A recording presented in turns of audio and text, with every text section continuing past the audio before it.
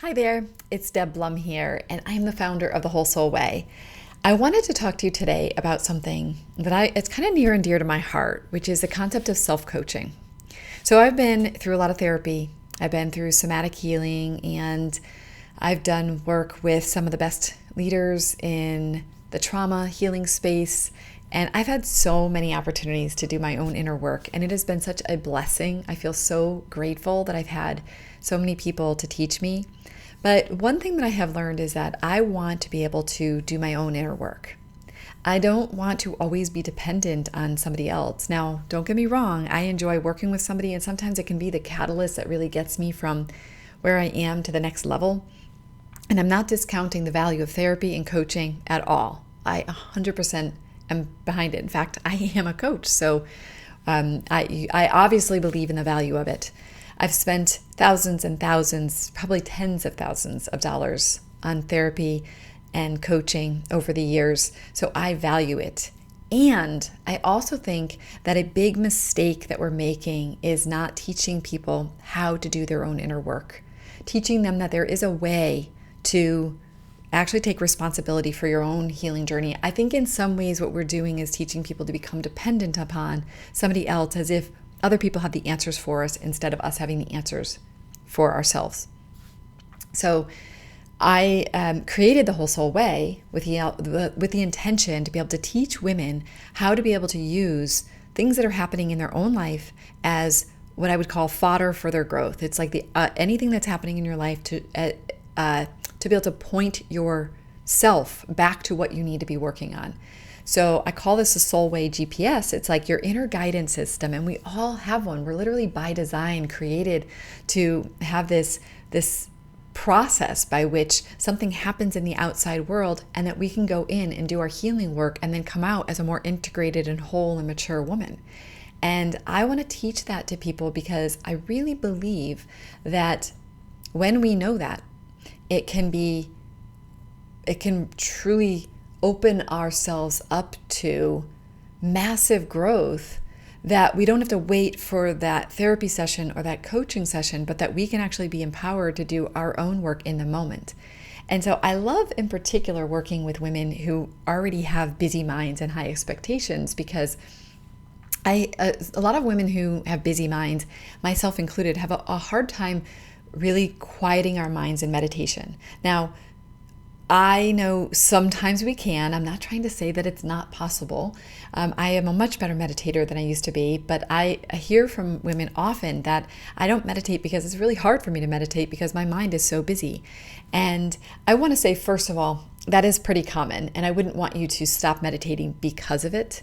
But I did create the Whole Soul Way, but on the premise that we don't need meditation. I do believe we need quiet time, we need silence, we need contemplation. But I don't know that the only way to do your own personal growth work is to meditate. I don't think that that's true.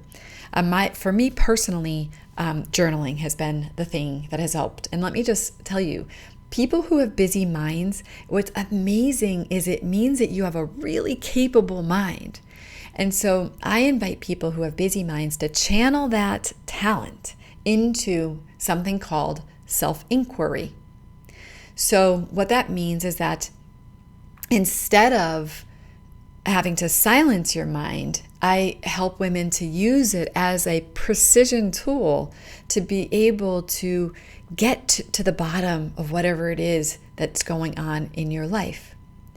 So what I want to teach you today is, well, first I just want to help you to see that that's possible. Because I think a lot of us don't really feel like it's possible. We don't feel that we can. We feel like we need to go to somebody else to tell us what we should be doing in our life, where we should be going in our life, what's next in our healing, how to heal. And I believe we have that map inside of every one of us. There's like a blueprint. And I may not know your specific process that you need to go through to do your own healing, but what I do know is how to teach you how to do that.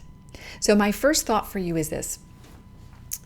When you have something that happens in your life that is distressing or uncomfortable or upsetting or triggering, here are 2 steps for you, okay?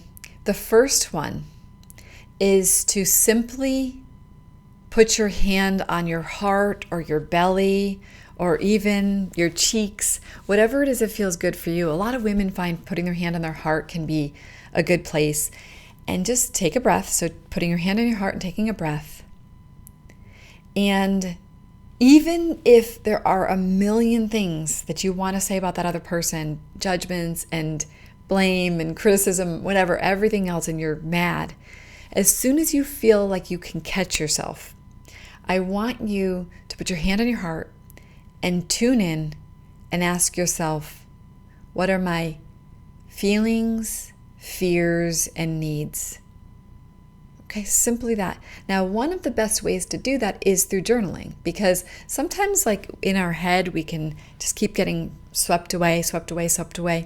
And I would invite you to think about this from the place of a conversation you're having with yourself. And this is what self-inquiry is. It's basically the ability to shift away from that external orientation, shift away from being consumed by the body sensations or the overwhelm that you're experiencing, and trying to channel that brain into questioning yourself. What am I feeling right now? That can be an actual feeling of I'm feeling angry, I'm feeling sad. It could be I feel my heart racing, I feel weak, I feel jittery, right? So feelings can be in the body. Feelings can be a descriptive word for what you actually are experiencing, your kind of interpretation of the emotions in your body, in your brain. Your fears. What am I afraid of right now?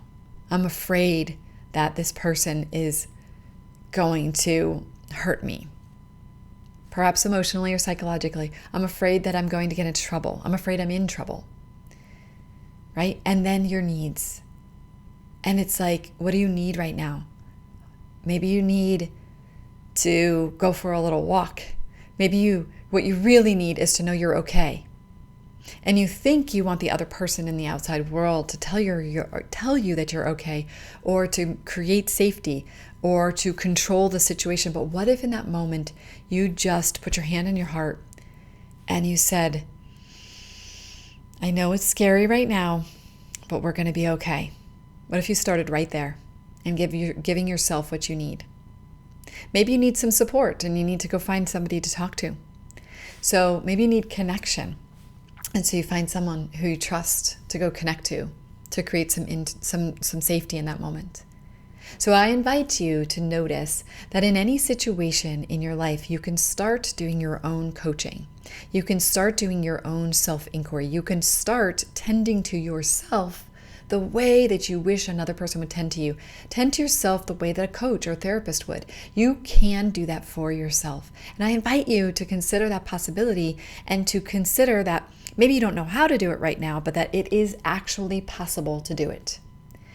If this is something that interests you and you think, gosh, I really would like to be able to support myself. I have countless things that happen through the day, and I don't want to have to wait until I get to the therapist or the coach to be able to do it. I want to be able to take care of myself and sort of take the lead on my personal growth journey. If that's what you would like, I invite you to get on a call with me, and let's talk about the Whole Soul Way and how the Whole Soul Way can really provide that to you. Because what we do is actually teach you that process, the actual process that you would go through to be able to coach yourself through something that's happening in your life and come out on the other end feeling more whole and feeling ready to take yourself to the next level in your life. I believe that we are all on what's called a spiral of healing. So we meet the same things over and over again until we work through them, but that each time we are kind of rising up into a more whole and complete and true version of ourselves. And that if we know how to do it, if we know how to read our internal guidance system, if we know how to live according to our soul way GPS, we can just reach the highest heights. We can truly come into being the truest version of ourselves. We can stand in our power, and we can speak our truth, and we can live our lives true to ourselves. And if that's something that's interesting to you and you're curious about it, I think getting on a call is really the first step that you would want to take after listening to this call and to this video. And so click below and you can set up a time to meet with me and we can talk about the whole soul way. All right, thanks.